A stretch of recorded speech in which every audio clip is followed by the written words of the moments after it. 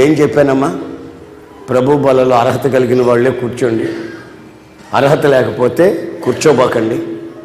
పశ్చాత్తాపడి తీర్మానం చేసుకుంటే ఇక మీట ఆ పనులు చేయకుండా జాగ్రత్త పడండి అని చెప్పాను కదమ్మా. మరి అర్హత లేకుండా దీంట్లో పాలు పొందితే రోగాలు వస్తాయి, అవి దీర్ఘ రోగాలుగా మారుతాయి. బైబిల్లో ఉన్న మాట చదివి చెప్పాను కదమ్మా.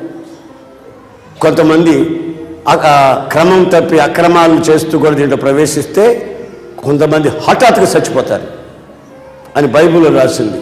ఎన్ని చెప్పాను కదమ్మా.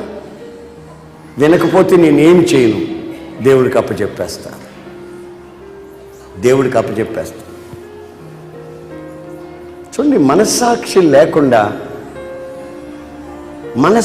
లేకుండా చచ్చిన మనస్సాక్షి, కుళ్ళిన మనస్సాక్షితో కొంతమంది ప్రవర్తించే ఆ ప్రవర్తన పరిశుద్ధాత్ముడు గుర్తించి ఈ రోజున ఈ హెచ్చరికను మీకు ఇస్తున్నాడు.